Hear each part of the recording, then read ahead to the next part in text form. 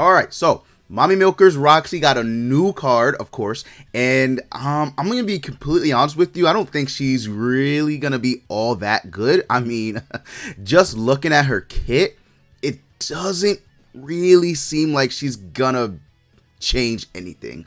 Shout outs to, 7 Daily Sins Grand Cross database for giving us the information. Always doing God's work out here. But her passive is very, I want to say unique, no pun intended, but I really want to say it's unique. I just don't think it's really all that crazy, right? So she does get, one-time evasion and debuff immunity for 1 turn, I guess, right? And then that's for every time her ultimate move gauge is completely filled. So her ultimate move gauge has to be completely filled for her passive to prog, and she will give this to all allies too, right? So it's not just her. All allies get the one-time evasion and immunity to debuffs. Again, I'm assuming, right, because it says gains in one-time evasion to enemies' attacks and debuffs. Yeah, so debuff immunity and evasion to all attacks for 1 turn. Now, does this count as a passive blue buff? Is this gonna, or an active blue buff, right? Or a passive gray buff? Or does it just activate? Like, I don't know. It's gonna be weird, but I guess we'll just have to wait and see until she actually releases, because her passive, again, is dependent on her ultimate move gauge being completely filled. Her skill 1 does increase her ultimate move gauge. I'm not gonna sit here and say she has no way of filling it up, but I don't know. Would you really prioritize this Roxy's passive? Because this is kind of giving me Will vibes, like, right? Because Will has something similar to this, where if their HP, right, if your HP is below, I believe, 50%, you'll get an immunity to everything, right? So you can't take damage, right? So if an ally's HP falls below 50%, they will have all their stats decreased by 20%, ultimate move gauge sealed, and applies 1 superpower, right? So grants immunity to all damage, so you can't take damage at all for 1 turn. Now, here's the problem with this. The problem is this can proc on the enemy's turn if your HP falls below 50%. So no matter what, even if they hit you and you take damage and then you fall under 50%, if this is active on the enemy's turn, it's dog water. Like, it's literally dog water, because you can play around it. So I hope Roxy's isn't like this, because there are times where you merge cards on the enemy's turn and you get your ult gauge, right? So it's like, okay, so now you have this passive activated for 1 turn. The enemy can just play around it. They can literally ult rush. So I don't know. I feel like this, like, unique or passive, whatever you want to call it, isn't gonna be as good as people might think. That's just my opinion. Again, giving me Will vibes.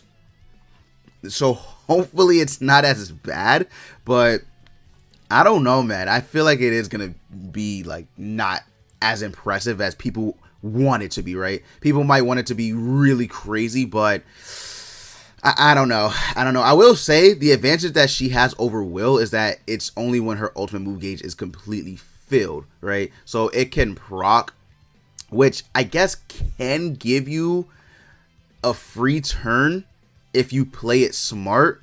Because if you fill the ultimate move gauge on your turn, right, it'll still carry over into the enemy's turn, right? So you can play it smart, but the only thing is if the enemy if you get the ultimate move gauge filled by just, I don't know, random RNG, and this does proc on the enemy's turn, they can outplay you. So I guess we'll just have to see when it comes out, right, how they handled it. I hope they handle it better than Will, but we will have to see. Again, Will's passive is dog water, so hopefully Roxy doesn't get the same treatment, right? So her first skill, like I said, fills up her ultimate move gauge by 2 orbs. So this is similar to, like, characters like Green Escanor that just fill up their ultimate move gauge, which is kind of clutch sometimes, but she does need to have her ultimate move gauge, so that's why they gave her that, right? That's exactly why they gave her that.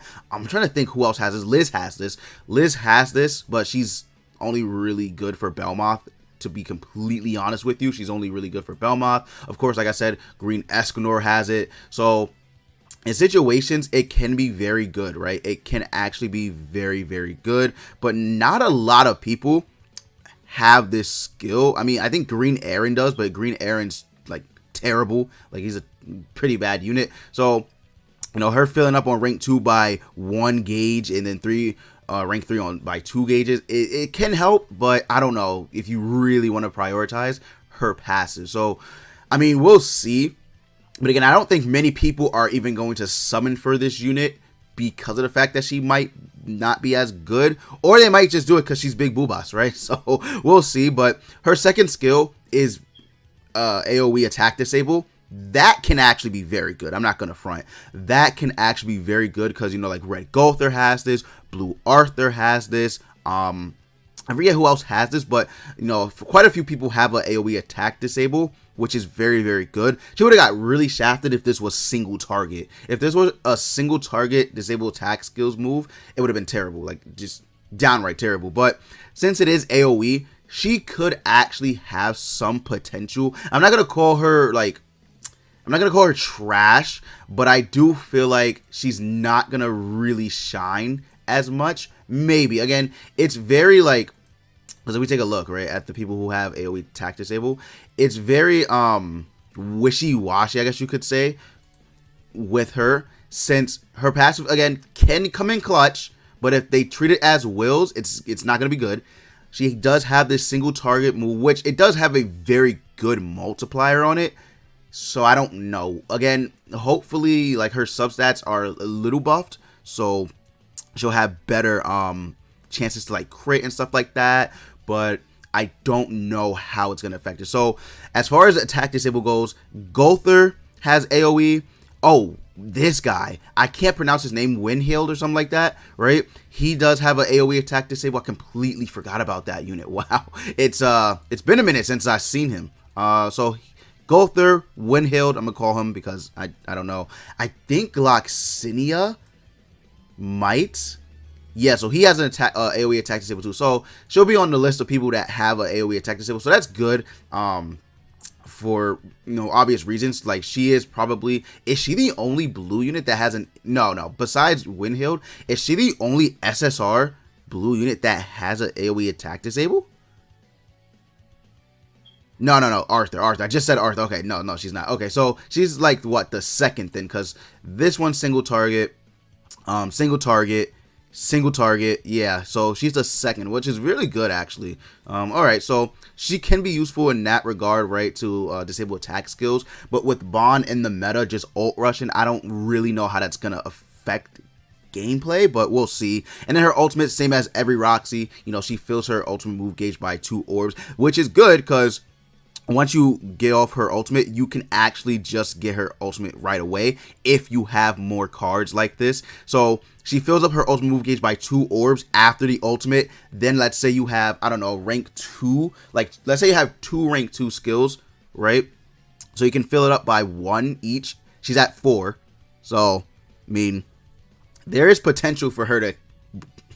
there's potential for her to literally abuse this passive.